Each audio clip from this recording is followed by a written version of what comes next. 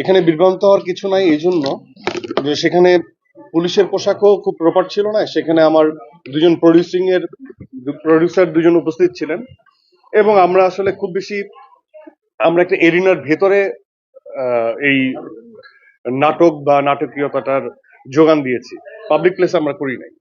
আপনার গায়ে 786 আমরা সবাই জানি এটা 786 এটা ধারা না, 786 একটা মিনিং আছে, তাই না? তো এটা আমার কাছে মনে হয় যে এর আগেও বিভিন্ন ছবিতে যারা সিনেমা প্রেমী, একটা যেমন সিনেমার কথা বলতে পারি, সেটা আমাদের দেশীয় সিনেমা না, বাট এই সাবকন্টিনেন্টই, যে একদম রিয়েল সেটে কিছু ইনসিডেন্ট হয়, এবং সে অনেক বড় মাপের অভিনেতা এবং অনেক বড় একজন চলচ্চিত্র অভিনেতা, এবং তার আমি যদি বলি মুভিটার নাম ছিল কুলি। তো তার এই 786 জন্য তার জীবনটা সেভ হয়ে গিয়েছিল, এটা অনেকে বলে। তো এইটা একটা মেটাফোর, এটা এখানে রেখে রাখা হয়েছে এই জন্য হয়তোবা যে এটা কি তার জন্য গুড লাক, বা এটা কি আসলে মিশনের জন্য গুড লাক, যে ও খুবই লাকিলি কি এই পোশাকটা পেয়েছিল, এটা দেখতে হলে সিনেমাটা দেখতে হবে। পাশাপাশি আমরা কিন্তু 786 নাম্বারটা বীর তারা সিনেমায় শাহরুখ খান যখন জেলে ছিল তখনও দেখতে পেয়েছি। আচ্ছা, এটা রিলেটেবল মানে কোনো কিছু আছে নাকি? সেটার সাথে সংযোগ নেই। হ্যাঁ, তো কুলি সিনেমা হোক বা বীরজারা হোক, আমার মনে হয় যে ইট ইন্ডিকেটস যে I believe in someone, and luckily এই নাম্বারটা তো আর যে দাগি সে সেট করে না। তো আমার মনে হয় যে এটার সাথে হয়তো বা লাক বা এটার সাথে তকদিরের কোন একটা কানেকশন আছে। আচ্ছা, এই যে সিনেমাটা করেছেন, এই সিনেমাটার মধ্যে নিশ্চয়ই আপনার নিজেকেও একটা বাস্তবতা দেখে শুনে প্র্যাকটিক্যালি কিন্তু একটা প্রিপারেশন নিতে হয়েছে। সে বিহাইন্ড দ্য সিন কি আমাদের দর্শকদের একটু জানাবেন না? এটা অনেক ডিটেলস, অনেকক্ষণ ধরে বলতে হবে, এটা একদমই স্বল্প পরিসরে বলে। হ্যাঁ, অবশ্যই প্রত্যেকটা চরিত্র যারাই আমরা করি, যারা আমরা চরিত্র অভিনেতা বা ক্যারেক্টার পোর্ট্রে করতে ইন্টারেস্টেড ফিল করি, এটা খুবই স্বাভাবিক এবং সেই সাধারণ একজন মানুষের গল্প, যে খুব সুপার ন্যাচারাল কোনো শক্তিমান মানুষ না, যার জীবনে থ্রেট আছে, যার জীবনে আশঙ্কা আছে, যার জীবনে হাসি আছে।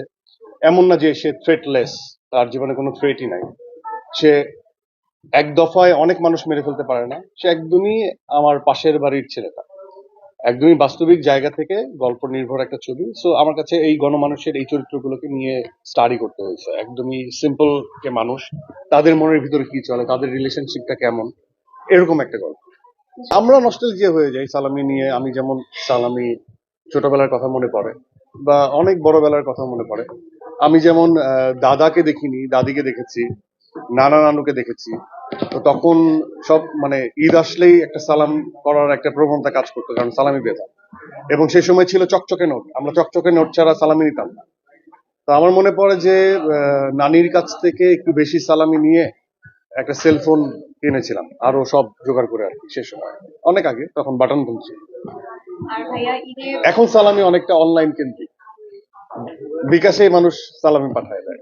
আচ্ছা, আর হচ্ছে ঈদে আরেকটা ইন্টারেস্টিং ফ্যাক্ট, ঈদ শপিং। তো আপনার শপিং নিয়ে যে ইন্টারেস্ট বা ঈদের আগের রাতে আমার কাছে মনে হয় যে আমরা যারা ওয়েল এনাফ বা খুবই স্বাভাবিক জীবনযাপন করছি, ঈদটা আসলে তাদের না।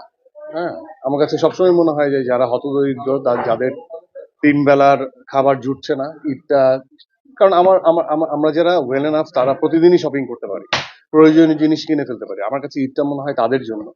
সো আমার মনে হয় তাদের পাশে দাঁড়ানো উচিত, তাদেরকে কমপ্লিমেন্ট করা উচিত। এই একটা ঈদের দিন যেন তাদেরও ঈদের দিনের মতো কাটে, এবং একই অর্থে আমাদের যে ধর্মীয় অনুশাসন আছে ঈদ সংক্রান্ত, বা আমাদের সামাজিক যে অবস্থান আছে, সেই জায়গা থেকে সেই দায়িত্বগুলো পালন করা উচিত। অবশ্যই ঈদ আসলে একটা খুশির ঈদ।